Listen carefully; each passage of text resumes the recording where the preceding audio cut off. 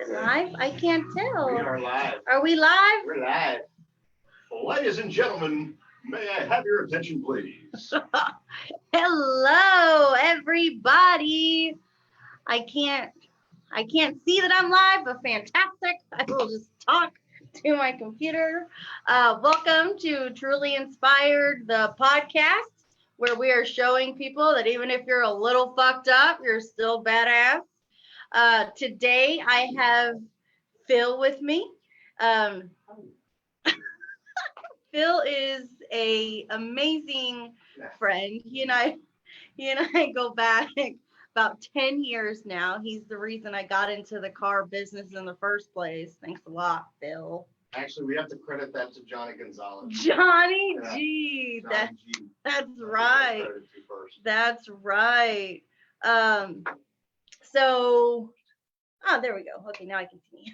But Phil, go ahead, introduce yourself to our viewers. Tell everybody who you are, what you do, how we met. Hello, everybody on Facebook via Zoom. My name is Phil Candera, and I am a near and dear friend to Miss Vita over here. If you see me looking this direction, and me looking this that's way, because that's where Vita's sitting. Yeah. So even though we're on Zoom, I can see you. Social distancing. That way, we're social distancing for sure. So yeah, we've known each other for 10 years now. 10 years. We both have a birthday coming up this month. Happy birthday to us. Yeah. And I'm on my 17th shot of espresso. So in case you see me moving around a lot, that's the reason why. No, don't. It's not the coffee. that is just Phil every day. So we are actually filming live from the office. Both of us work here at Car Zeus. I don't know if you can see his shirt. He's got the uniform. And so we had originally planned to do this thing side by side. However, social distancing and COVID-19 being what it is, we are staying safe distance from one another. Our industry is still considered to be essential. People still need us, so we are coming to work every day. So, amen, sister. If you so while you're watching, drop any and all comments below. Say hello if you're watching the replay. Right, #replay. I have Corey, my husband and amazing producer. Say hi, Corey. Hello. Say again. Hey, Corey, how you doing? Standing over there. Corey is going to be manning the comments thread while Phil and I are chatting it up. So feel free to talk about whatevs. Wheels of steel. Wheels of steel. Yeah. What are you talking about? What they say when DJs are going live, like the wheels of steel. Oh. Turntables? No? Okay, never mind. I'm like a heavy metal chick. Oh. I don't. Right on. I don't know California on heavy metal. Yeah, that was not the same. So yeah, I have no idea what he's talking about. But Phil agreed to do this with me a very long time ago, even before I started working here. So it's kind of fun that we actually get to do this together. So thank you for being here, Phil. Thank you, Vita. I appreciate the opportunity. I'm diligently trying to get on to Facebook to make sure that it's sharing live to my folks as well, so I'm not ignoring. I'm really trying to get this figured out. He has all these securities on his Facebook, so really. Now he's having to go through all this red tape. Oh, there it is. Okay. There it is. Share, everybody. Do I do a watch party? You can. If you do a watch party though, Corey can't man it for you. Oh, but that's okay. So if you just share it live. Copied. Golly, man, calling me out for my red tape, man. You looking away. You're not looking Sorry, like there's. sorry. It's like Roz telling Frasier, "Dead air. We got dead air." By the way, Vita is a Frasier fan. Frasier fan. What do they call y'all? I think at that point it's called a fiend. A what? A fiend. Fiend? A fiend. Oh, fiend. Fiend. Like I'm a little obsessive when it comes to Frasier. Not. I do believe there's not a single problem in life that can't be solved by an episode of Frasier, mainly by doing the opposite of what Frasier does. But yeah, so yes, they probably know I quote Frasier a lot. So, Phil, you ready to get down to this? Let's do it. All right. So, put your phone down. Oh, sorry. What are you doing? I'm watching. I'm on it, but I'm watching. We are live. You watch when you're. Okay, sorry. Your phone down. Video, sorry. Don't you want to use it? Exactly. I thought you didn't want to see yourself. All right, sounds good. Now I'm ready. Let's roll. Okay. All right. Wrong camera. You're looking in the wrong place. Oh, Wait. There we go. Okay. Oh, There we go. Okay. Okay. So, oh my God, I knew this was going to be a hot mess because you cannot. Yeah, I can't do it. You just. It's gonna be good. It's gonna be good. Stay tuned. Sorry, we got the silliness bug. Now we're done with it. All right, So, let's do it. All right. So Phil has an amazing story to tell. We met working for a large automotive group here in San Antonio. So why don't you tell people how you even got started in the car business? So let's see. Back in the day, right out of high school, was working for a telemarketing group here in San Antonio.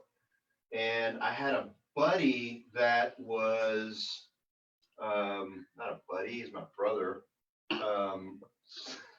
trying to get a little further in his life. And he was working for another automotive group here in San Antonio. And what happened is the brand he was working for at the time was a Hyundai store. And at Hyundai at the time, they were paying not only through the dealership he was working for, but they were also paying through the manufacturer. So every time that he would sell a car, he would get paid what's called a spin check, or like a bonus check. And the bonus checks that he was getting out of the mail, and at that time, I mean, we're 18, 19 years old, and he was picking up checks out of his mailbox for like anywhere between 50 to as much as $300, and he was like collecting those. So I knew that he was getting paid from the car dealership, and then he was going to his mailbox and he was grabbing, a couple $100 every time he went to go check the mail. And I was like, man, not only am I think as good of a salesperson as you, like I might be better, right? So of course, ego took over, and then I challenged myself and got into the car business in late 1999, early 2000. And so it's been 20 years. So you had just graduated high school. Just graduated high school. And I was working 2 jobs. I went to Northwest Vista for 2 weeks and slept the whole time. And obviously I didn't feel like it was worth my time. I knew that I wanted to go actively do something. And so I left and went and joined the car biz. So that's the story and how I got in. Wow. So when did you realize you wanted to stay in this business? Yeah. So the car business, if anyone has people in the automotive industry, specifically sales, is pretty addicting, because it's competitive. And I mean, you have to have a competitive personality, and you are challenged frequently. And for somebody that played, sports his whole life, that was just ingrained into me. And so, so I just kept going. And so in the car business, like every month is something new. I just said it earlier today to our digital team. It's like, good job for last month. But in the true sales world, it's hero to zero real quick.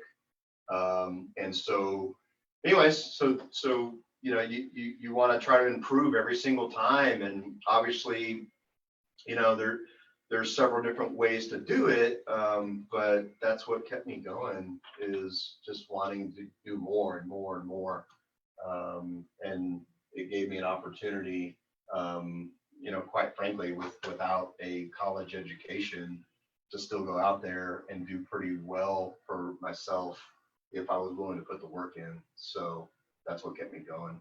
So what would you say, so that you were in the car business during like the huge market crash and all the bailout shit in 08, 09. Mm-hmm. Why don't you tell our viewers about that struggle and how you were able to get through that tough time? Yeah. So from the year 2000, roughly, when I joined, till 2008, it was, pretty smooth sailing economy wise. And then come 2008, obviously everyone felt the impact that's feeling much the same right now. But I think, when things went south, that's when people, that's when you have a choice. Like, I really truly believe, like, forks in the road, which way are you going to choose to go? And luckily I was surrounded with a very good support team around me. And obviously, had to look in the mirror and make a choice. And the choice was to just hunker down, do everything I could to create as much success as I could where I was at, and basically just weather the storm like a lot of people are doing right now. And so it's weird to kind of see this circle back. And so that's kind of the deal there. In what ways is 08, 09 similar to COVID-19 pandemic? I would say in the automotive industry specifically, which is what I feel like I can speak on, is you got a lot less purchasing going on, and things change for people immediately. The spending habits are completely different. And I think, the same choices are having to be made, personally for a lot of people out there, and then, subsequently companies out there as well that are there to hopefully support people. So that's kind of some of the similarities, but this deal's different because obviously, with the quarantine that didn't happen in 08, 09, it was quarantining of bank accounts. Right now, it's like both. It's bank accounts and people. And so there's a whole different level of like mental stability and emotional stability right now that is challenging a lot of people on a very intimate level. So I think that's the difference. Personally. So because, I mean, we were still very young during the 08, 09 crisis. Mm-hmm. So people who were our age then in their 20s are now in their 30s, typically with bigger bills, bigger families, bigger responsibilities. What did you learn during that time? Seeing people get laid off, companies downsizing, the uncertainty that was in the air. What advice do you have for the people who are feeling those things now? Now that they have more anxiety and stress and uncertainty surrounding them? Yeah. Look, I don't think I'm,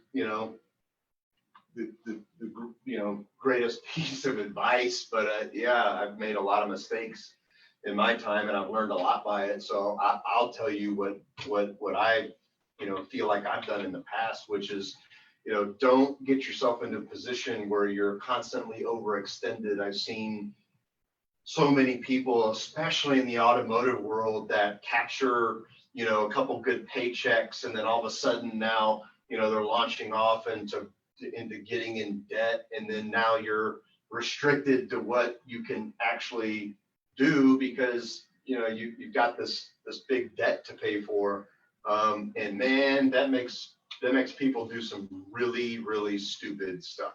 And I just feel like that from the start, like help control. And again, I'm not giving you the advice that I came up with. It's literally the advice that was given to me by a very near and dear friend, that I took that advice. And as I had success in my career, I didn't go out and, buy the, $500,000, $1 million house. I didn't go do that stuff. I did spend a decent amount on travel and experiences. And I think I bought like a cool car or two, but you can get out of those in and out, especially in the car business. But even then, like knowing what I know now, I probably wouldn't have even done some of the trips or some of the purchases that I did in the past too, because man, this is the time where you should be sitting on that little bit of extra nest egg. So that way you're not completely hitting the panic button, but easier said than done. So I think my piece of advice would be just when times are good, watch your spending. When times are bad, then you don't have to make decisions that you otherwise wouldn't make if you were sitting fairly decent.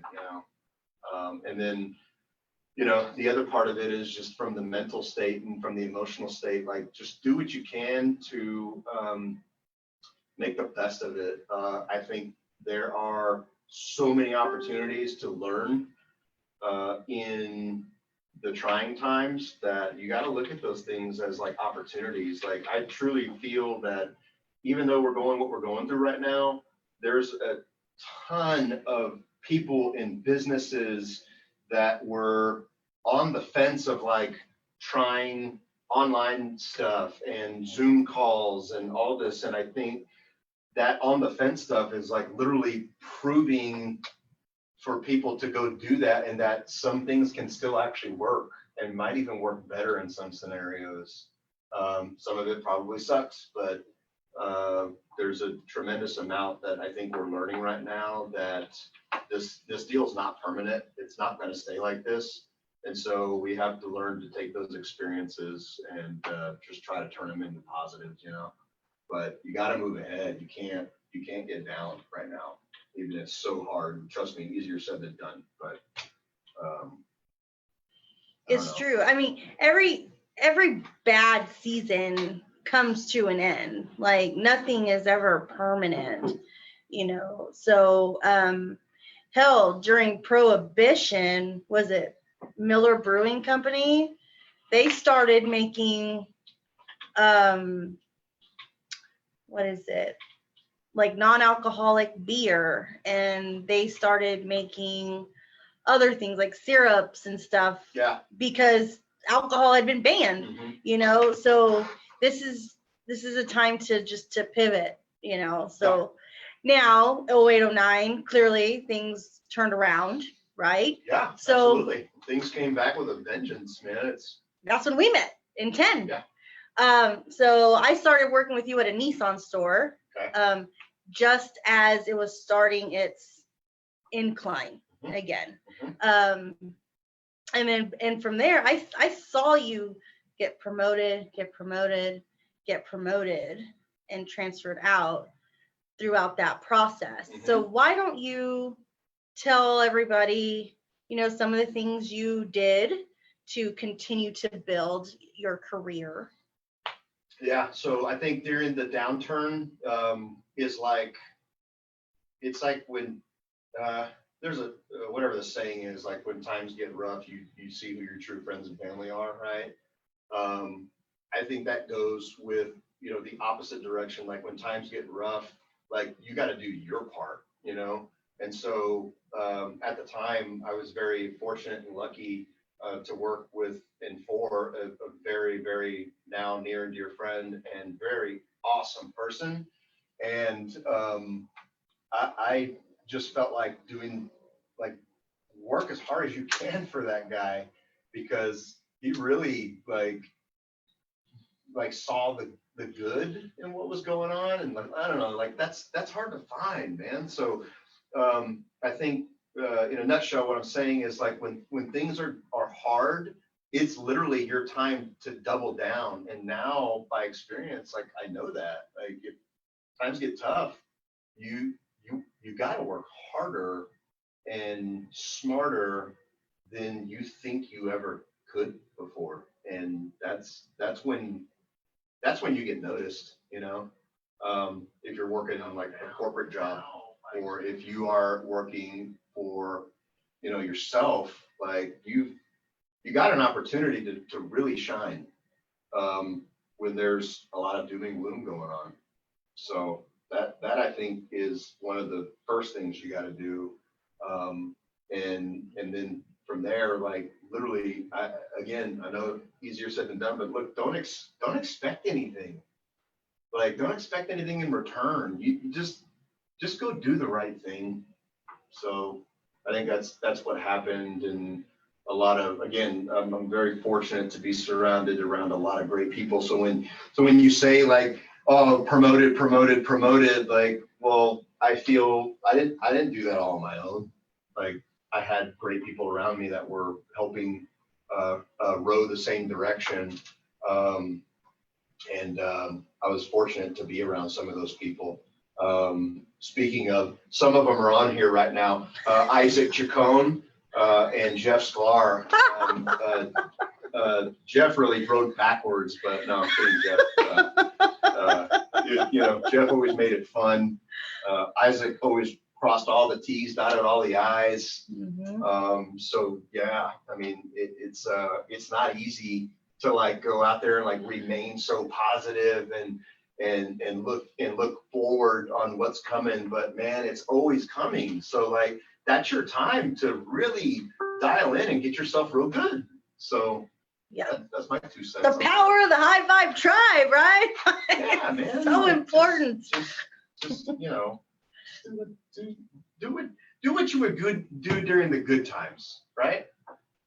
Everyone's happy during the good times. Well, do it when it's not that good, and you'd be surprised what happens. Truly. Now, there's an old adage that people tend to get complacent when times are tough or when times are good. Mm-hmm. So they don't know how to respond when times are tough. So, like, what are some good habits to keep in good times to help you get through tough times? Oh man, I mean, I think it goes back to, at least for me, it went back to like looking in the mirror and you know, even being through some tough times, even when times were good, like you gotta look in the mirror and you gotta start with yourself and again, just not expect anything of anyone else. I mean, I think what you just asked, I feel like is kind of what I was talking about earlier. I mean, can you define a little more? Well, like good daily habits to keep, like specifics. Like, what are some specific things you do to keep your vibe high, your mood up during good times? Coffee. Huh? Is that no? I think it's personal. I think you know your own traits and you know what makes you happy and you know what doesn't. And you know, you also know when you gotta suck it up and just shut up for a second and just roll, you know. There's people are so quick to, you know, with the tongue on stuff, and sometimes like, look, if it's not that great right now, then it's just not that great.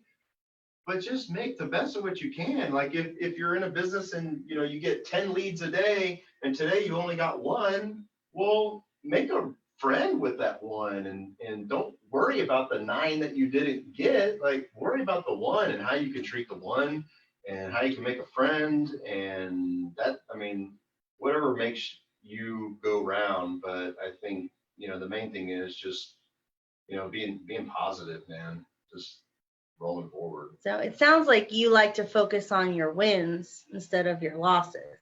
Absolutely. Yeah. Cool. So you were in the auto industry. You went from salesman to sales manager to new car director to general sales manager to general manager, right?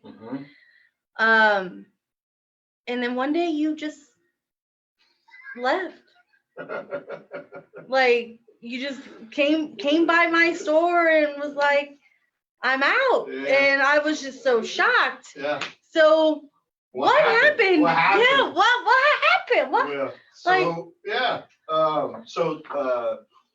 Since I was 12 years old, mowing lawns during the summertime with my buddy Josh. We were the only 2 kids. Like, so I grew up on a street that was like full of kids, full of guys, and that was like it's like the Sandlot, man. It was awesome.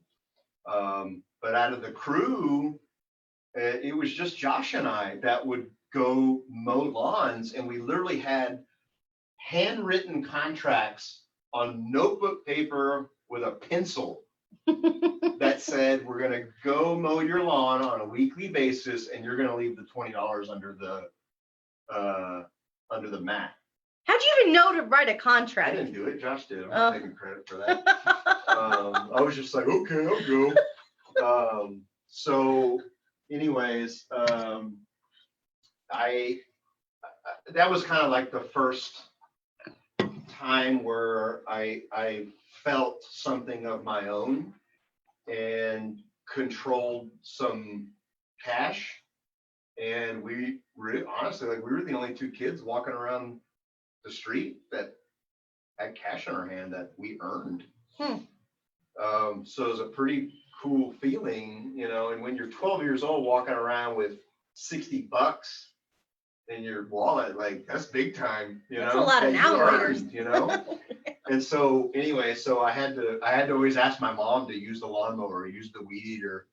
And so that was like the first feeling of having something of your own. So what brewed over time wasn't like, oh, I just up and decided to leave one day. It was always there. I always wanted something of my own.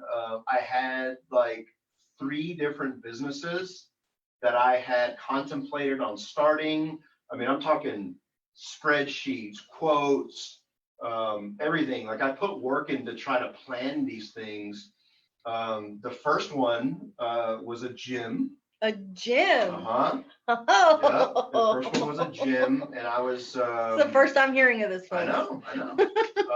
First one was a gym, and then the second one was a coffee shop. Surprise. Surprise. Right? That one doesn't surprise me one bit. And then the third one was literally about to pull the trigger back in 08, 09 on a company called Go Buy Bid that was a little bit of what Car Zeus is today. And because 08, 09 happened, I just hunkered down and didn't spend the money. And it's funny. So what happened when I left was 2 things. Number 1, I finally made some money where I could go build something of my own. And then number 2, I ran across on Facebook one of the old Sandlot guys from the street named Jay. Jay was a partner in a software company at the time. And I just was like, you know what? I'm going to just see. This was 2016. So you fast forward to then. And then I said, let me just see. And lo and behold, he lined me up with the people that could build it. And so I pulled the trigger and I jumped and left a pretty substantial deal to run after this dream. So and it's nuts. now, I know. It's one crazy. would say that is just nuts to leave, a very secure job with Mhm. decent benefits, a Mhm. great income, Yep. good schedule, Yeah. huge staff. Right. And the decision. What did you do, stupid? Right. Well, no, not so much that. Oh my goodness. Okay, I wasn't going there. Well, no, like, why did you make the decision? Well, What I you're mean, saying, right? because part of it, like, I understand how part of it is, you had this idea, but so many people are just afraid to make that leap. Oh, yeah. And so what was going on? Like, what was going on in your head when you were working through that decision-making process? Yeah. So, what's up, Mark Anthony? I see you. So I feel like that the big decision-making portion was already made. I guess to kind of wrap it full circle, that was already made when I was 12. Does that Okay. make sense? Mm-hmm. I always I was going to do something on my own. The fact that I finally had the means, and quite frankly, the fact that I proved it to myself, and I did it over multiple times with multiple companies, that I knew I could put the work in and win if I learned what was going on around me. Mm-hmm. And it wasn't pretty all the time. Trust me, it's not. Like, let's not paint that picture. Like, I got pulled into offices and was taught, So again, I'm fortunate that I had these people around me that had enough, feeling in them that they said, "Hey, dummy, you don't do it like that. You do it like this, right?" But it also takes the other party. Like, it took me going, okay, let me see how I can do it better, right? Mm-hmm. And so, anyways, so it was always there.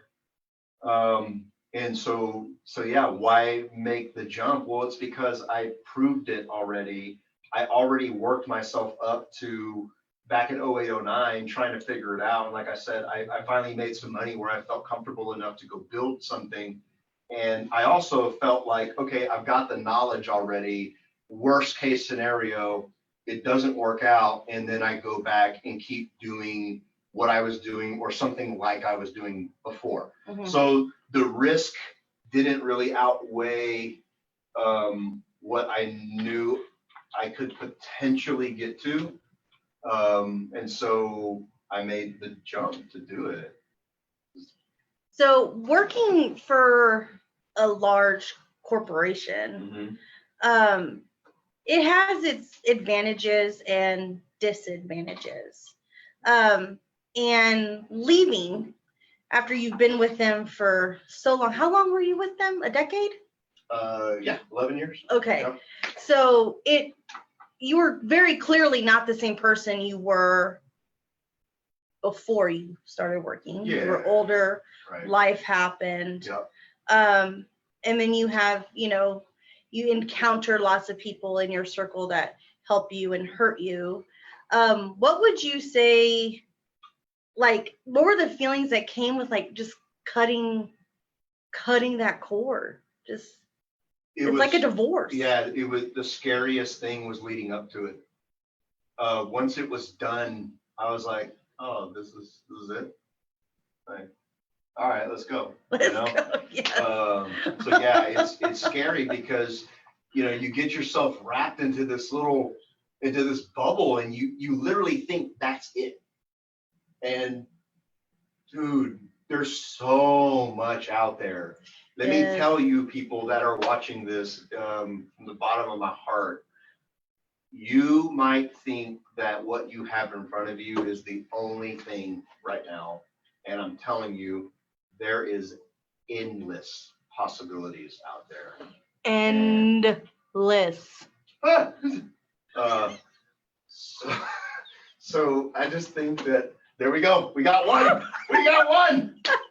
By the way, my challenge was there it goes.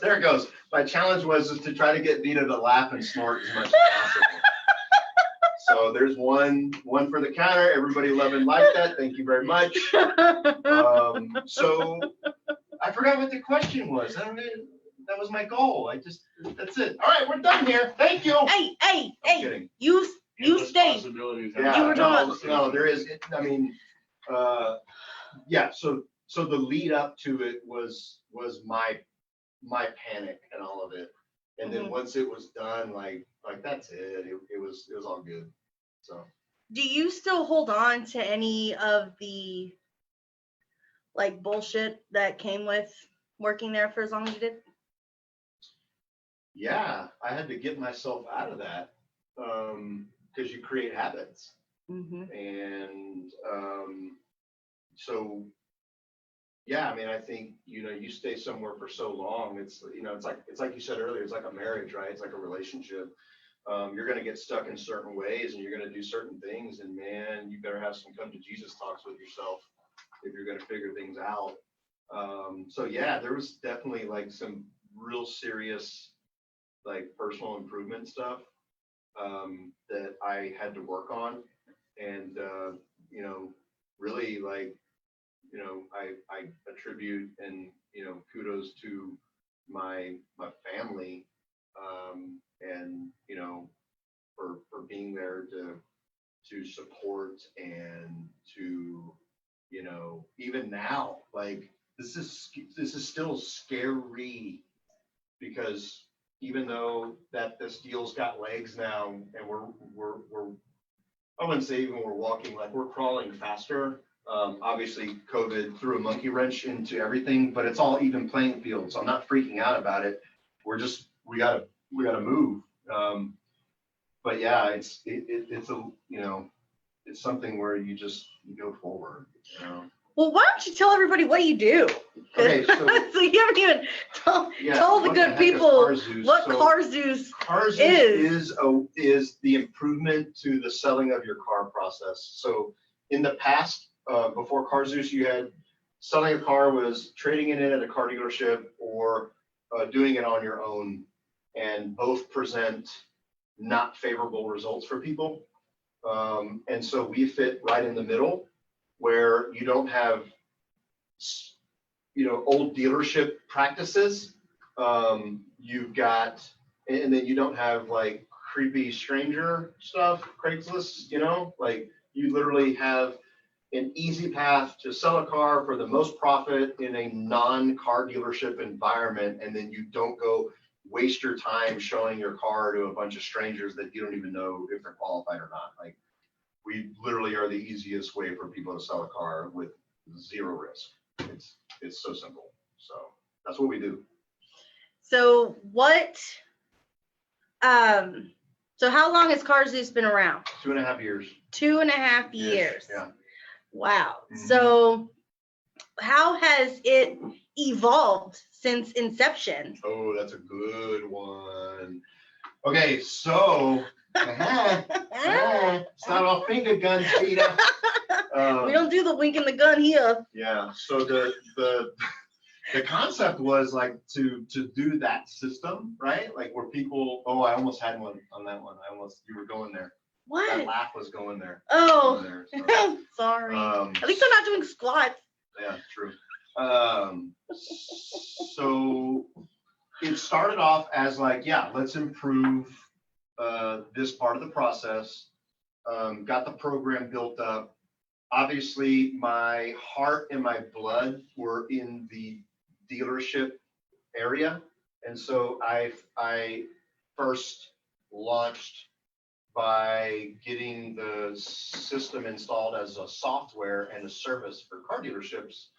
And then once we got ourselves proved out, and quite honestly, it didn't scale as fast as I wanted it to as a software and a service for car dealerships. So I really kind of pivoted back to what I built it for to begin with, which was its own it was its own come to Jesus in the mirror. It was like, okay, we're losing this much money doing it this way. The adoption wasn't as fast.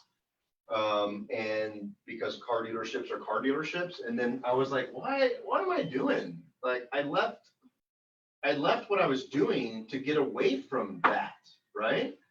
And so I, again, come to Jesus in the mirror and I said, all right, so let me flip back to what I know that I built this thing for to begin with, which was for me, to help people do what they need to do easier, right? Mm-hmm. And let me take the people out of the way that are in their own way.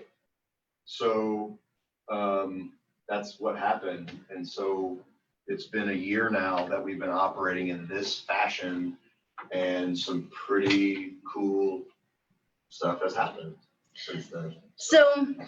So you in your life, in your professional career, Yeah. course corrected because you said, fuck this life, I'm building something on my own.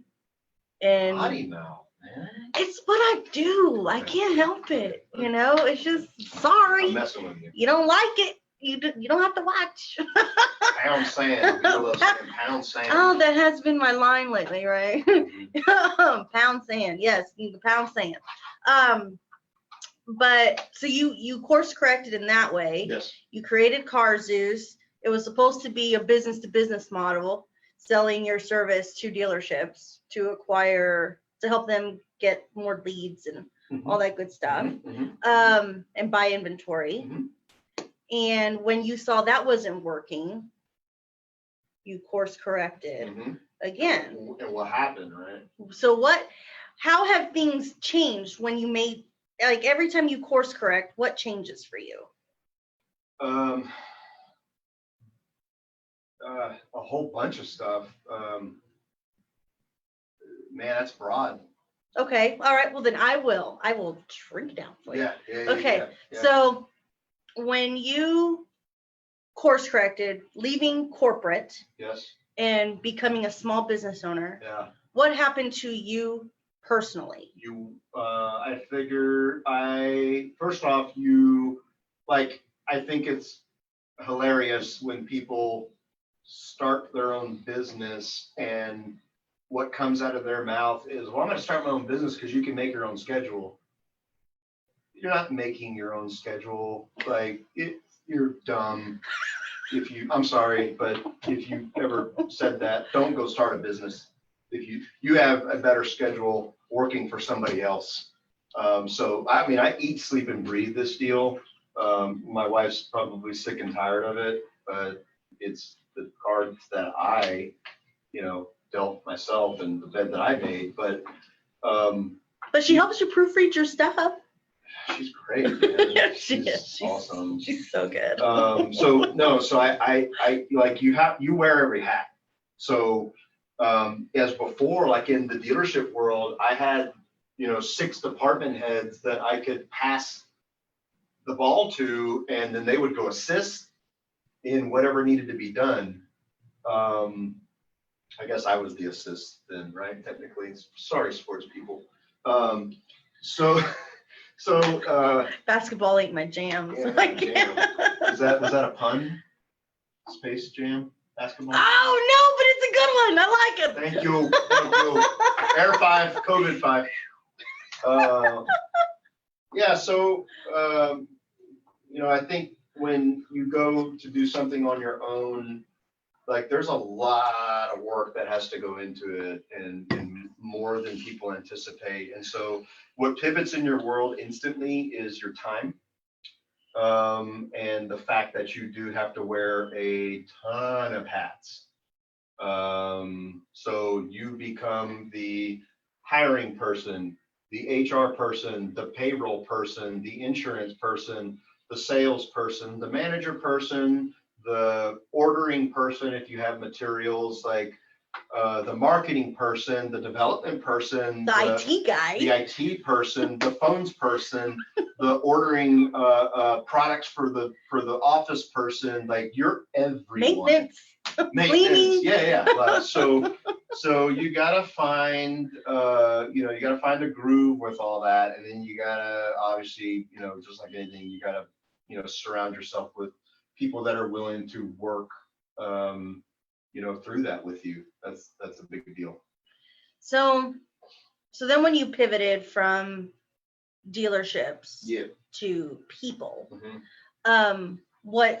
What's changed personally and in the business?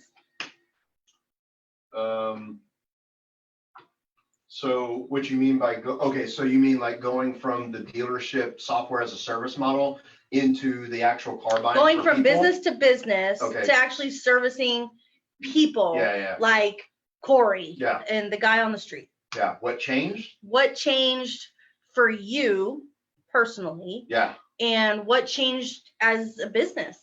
So I instantly got happier because again, my blood was like, well, go help the dealerships, right? And when I figured out that they um, didn't really fit the mold, then I was happier helping people doing it myself. And then uh, thank God we caught some attention and we locked in a pretty big deal on an investor. And now we're hopefully heading to bigger things with helping a lot more people in our community and maybe even bouncing outside of our community at some point. So that was cool. The work has quadrupled, the time has quadrupled, the stress has quadrupled. It is not as much as like you're like, oh, awesome, let me pat myself on the back. Like it's go time, and there's a ton more stress, especially when you do take on an investor of any sort. You are now messing with other people's money, and you got to have answers, right? And you got to have results. So I will tell you, it's still fun, but there's a big job to do. So, but that gives us the legs that we need to try to get this deal as far as we can. So. And your staff has doubled since this time last year. Yeah, absolutely. Yeah. Thank you very much. So that says a lot. Like the fact that you're able to employ more people. Yes. So you can help more people. Yeah. So that's how you know you're growing. How are you holding up through all of this? through all of this. I mean, we are considered essential, so we still come to work. Yeah, we're open. We help people who may need to cash out. So my producer's saying it's almost time for us to start our wacky question round. All right, sweet. And then we'll make this one it and go to wacky questions. Let's do it. So Thanks, producer. So, but it's still a trying time because the market has just taken a huge hit. Customers are not as happy as they were this time last month. So how are you holding up as a business owner in this tough market? I think it really like opens up the wound of the old 08, 09. And again, I was fortunate enough to be involved in that in a very awesome way with very awesome people. And I think for me, it's been easier to transition into what's happening right now because of that past experience. Mm-hmm. So again, it's like, keep your head up, stay positive, and work like, yes, two, 3 times harder for the same or less results. Get comfortable with that. Like, it's okay. It's gonna be fine, but you got to do your part, and you got to really, really dig deep to find what drives you the most and then go do that. Now is not the time to freak out and get, in practice like those complacencies, now's the time to like really, really go after stuff like you haven't done in either a while or ever. So challenge yourself. So one last question. I always ask this to people on my show. Is this the wacky questions? Not yet. Okay. No, not yet. What is one, like the most important piece of advice you can give to somebody who either wants to start a small business or is struggling to start a small business, and just considering just like, am I really meant to do this? The ones who are having that internal fight. what is your most important piece of advice for those people? Do something you love and that you're good at. That's it. That's perfect. All right. So it is time for a wacky question round. So this is the time of the show. I'm not too worried about that. That's fine. I will set the timer here in a minute. There's a timer to the wacky question? Yeah, it's 10 minutes. Oh, okay. It's 10 minutes. So Corey's trying to keep me on time. Let's go. We're gonna go a little. Stay on time. We're gonna go a little over today because Sorry, I gave long answers. Sorry. No, it's because you took forever to get started. It's always my fault, man. I'm like, look, man, if I didn't want to win, I'd go home, Like, I'm just kidding. Just kidding, honey. I love you. So anyway, that was good. So now is the time for you guys to ask all your questions for Phil or for myself. If you want to chime in on our wacky questions, go ahead and do it now. And then as soon as we go through that, we will be answering all your questions and looking at all your comments and just wrap it up. Okay. All right, you ready? Let's do it. Okay, so let me set the timer. Or producer, you gonna set the timer? Okay, Corey's setting the timer. All right. The timer. The timer, yeah. That's a timer in Boston, right? Yeah. Like a timer. Timer. All right. What secret conspiracy would you like to start? What? What secret conspiracy? Good Lord. I don't know. And not about Jimmy Hoffa. Oh gosh. This is nuts. I don't even, can I skip and go to the next one? I don't really. You're not a conspiracy theorist of any kind? No, not really. Like, there's like nothing you would want to throw a wrench in? I don't know. Oh my goodness. I think there's something, I can't think of it at the particular moment. Well, if it comes to you, yeah. say it. Yeah. But all right, go, your turn. Oh, I didn't have a list. Just ask what you said you were gonna shoot from the hip. Oh yeah, I did say that.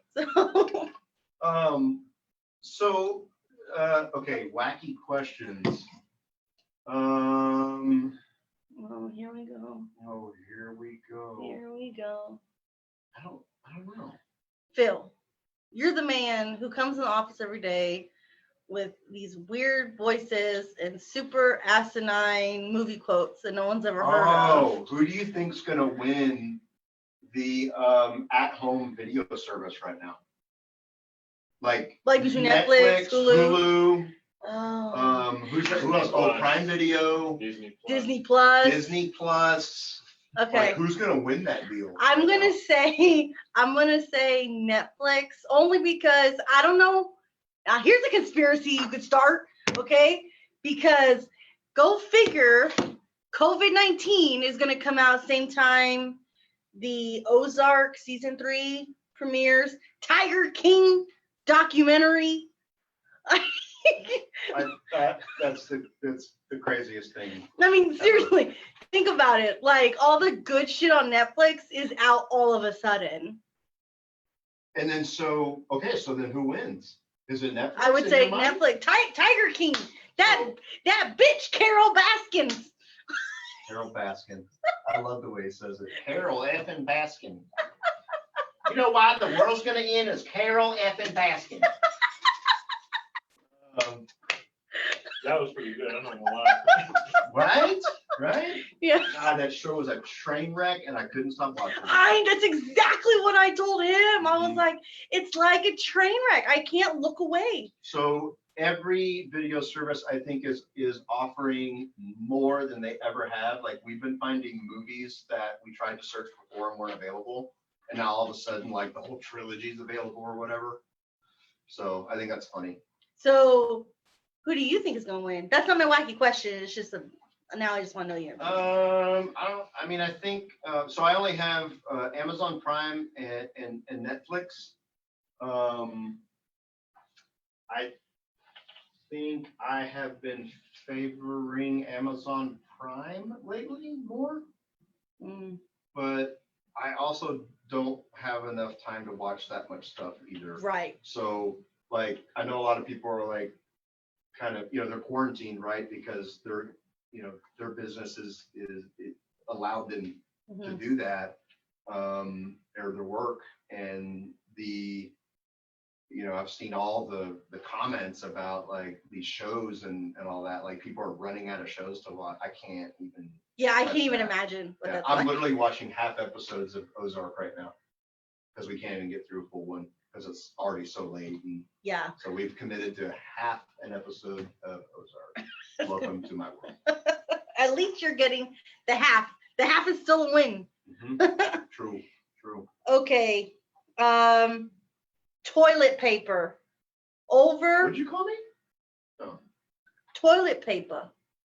Over or under? Over. Why do you look at me like that when you? Why would you ask that question? It's on the list. Oh, by the way, Who would make that question? these questions come from conversationstarterworld.com. When you Please everybody go to conversationworld.com. When you say over or under, you have to give a number. Like the over under is 40. Over under that number. So wait, what do you mean? No. You're missing a number. No. It's the toilet paper flap. Yeah. Does it go over or under? Corey thought you were betting, man. Yeah, because that's what betting man. he's a betting man. Because I thought we were talking about the shortage of toilet paper. I thought that was okay. All right, you get a pass. Yeah. You get a pass. No, okay. So okay. All right, your turn. That gives me my next wacky question. Okay. What are people trying to get more right now? Toilet paper or hand sanitizer? Hand sanitizer. Mm-hmm. Because you can still get toilet paper early in the morning. You can't get your hands on hand sanitizer. I have yet to see hand sanitizer anywhere. Anyway, except the gas station. Only place I've seen it, and it's like $5. The gas station. Yes, they also have rolls of toilet paper at the 7-Eleven right here. It's also where I found wipes. It's the only place I can find them. They got everything. They got everything there. Everyone go to 7-Eleven. Miss Jackson, 410. We have all your COVID needs. Even maybe a little COVID. Ew, jeez. Oh my God. We're gonna have to mic him up next time. Right. This dude comes Like up with the producer. most random shit. How many chickens would it take to kill an elephant? 17. That's it? Yep. Explain. Do the math. Do the math. Yeah, An elephant is 2 tons, 4,000 pounds. Right, but there's 17 chickens. But a chicken is like 3 pounds. Yeah, you're welcome. Huh? Okay, maybe 1,700 chickens. Okay, your turn. That's what I said. Do you think that which soda would be left on the shelf if all soda was out? Dr. Pepper. What? No, I'm kidding. That's a good one. I absolutely hate Dr. Pepper. Absolutely loathe it. We were just talking about that on the way. I know, but that's the one that comes in my mind. In my world, there's a lot of me's out there. No, seriously though, I think the last soda standing. That's a good way of putting it. Because that's what it would be, right? Yeah, the last soda standing. I would probably have to say something kind of like oddball, grapefruit soda. Yeah. I love Fresca, but there's always a plethora of it. There's always so much. Right. So I would probably venture to say Fresca. Yeah. Okay. That was mine. Was it? That was no, well, yeah, like the fruity. Weird. But more like I don't know, like cheap grape soda. Oh, see, I don't know. Like if you were 5, you love it, but but then you're. But you're that's the thing, adult. though. People love grape soda and orange and strawberry soda, like for Okay. parties, like barbecues, naked barbecue. Naked barbecue. If you, Tag. You're gonna have to tag that. I'm gonna have to video tag now, that video. so people aren't like, What the heck fuck are they talking about? Naked barbecue. So, but like at like every barbecue I've ever been to, the cooler always has grape, strawberry, They ain't putting their good stuff out, man. and orange. You going to the wrong barbecues, man. They ain't putting their good stuff out. Good. They ain't putting Dr. Pepper out. No. Oh, you wouldn't have got that. Anyway. I wouldn't have got that anyway. I wouldn't notice. Okay, let's see. What would be the absolute worst name you could give your child?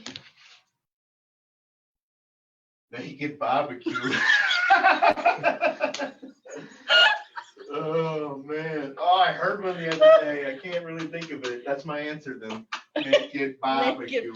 I saw a meme the other day, or an article where some twins were born amidst this pandemic, and one was named COVID, the other one was named Corona. I saw that. That's a shame. But Like it's like, oh. wah, wah. Okay, your turn. Let's see. Man.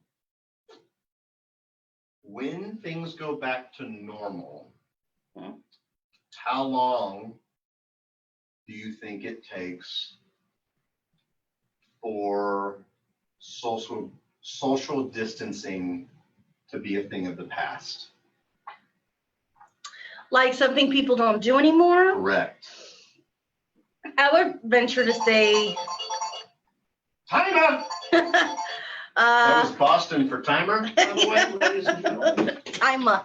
I honestly think it'll be a good 2 years before people get back to hugging and really handshaking and being close. Yeah. I think the concerts and stuff will be a lot sooner, but I just think normal habits that'll take a lot longer to play. I mean, I went to the fist pump a while back anyways. I mean, I'm I think when this is all over, I'm okay jumping back into that, within a decent time frame. Yeah, and I'm only a hugger for people that I love that I ain't seen in a minute. But I'm not hugging everybody every time I see them. Yeah. That's just like, hey, what's up? Yeah. It's called distant avoidant. It's a codependent trait. Okay. Big Trimpin, Corey. Sorry. Big Trimpin. Sorry, that's his nickname at home. Okay. He don't like it. Oh, he doesn't? I think it's kind of cool. Y'all should have seen the stink eye he gave me just right now. I like that nickname. I love it. I like that nickname, man. That's like legit, man. It's like Big Trimpin. Big Trimpin. Yeah. That was about that time. Yeah, about that time, yeah. All right. Please go to www. By the way, I heard you say www today, and I was like, what is this, 1995? She was old. She was, That's messed up, man. I mean, you could tell she was an older. She was an older person, and all right. I'm sorry. I'll give it to you. I'm sorry. I tend to like dumb things down. So what do we have from the peanut gallery? Who's talking? Who's saying anything? What questions we got? I put the watch party on my page so people will see it. John Ramos, Chinny, Mark Garcia, Daniel Cantu, Alex Bridwell, Grant Edlin, Mark Anthony Garcia, Renee, and everyone else that I called out earlier. Taryn, any other questions? Any questions? The watch party. Anybody? Speak now or forever hold your peace. Wait, are we live 2 times? I'm live on mine also. He had a watch party on his page. I had a watch party on my page, and I was watching your comments on my phone. Nobody was commenting except your mom. Oh, Thanks, yeah. Mom. Yeah, my mom. She said you need to speak up. I did. I saw that. Oh, did you? Yeah. Thanks, Mom. I spoke up. If you say it like that, she'll understand. I can't speak up too much around Vita, because she thinks I'm yelling at her. Oh, that's not Oh, true. I'm kidding. This is the same dude who says, "Why you always gotta yell?" Dude, you're loud. I'm Puerto Rican. It just comes with the territory. Yeah. All right, Phil. Well, why don't you tell everybody where they can connect with you, where they can find you, where they can find your biz? So the business is Carzeus, CARZEUS.com. For those of you that don't know how to spell Zeus, it's CARZUES. That's not how you spell Zeus, by the way. That's Zeus.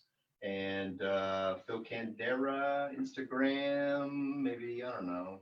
Well, what's your Instagram handle on Phil Facebook? Candera. What? It's just my name. Just It's your super name? boring. What about your Carzeus handle on IG? Yeah, it's the real Carzeus. The real Carzeus. There's not a fake out there, but maybe there is. Just in case.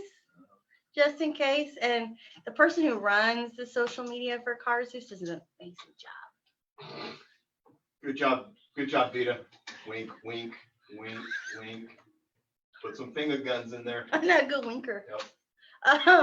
So, all right, guys, that is it for our show. Thank you, Phil, Thank you. for being here, and Appreciate it. I had a good time. Yep. We had a lot of laughs. Awesome. If you have any questions for me or Phil later when you watch the replay, just write #replay and type your question, and one of us will get back to you. Or you can reach out to him directly or myself directly. If you're watching this on YouTube, make sure you hit the subscribe button, click the little bell so you get the notification every time I post a new video. The podcast goes live every Friday morning at 9 a.m. And that is it. You guys have an amazing evening. Stay high vibe. Love y'all. Bye. COVID bump. Later.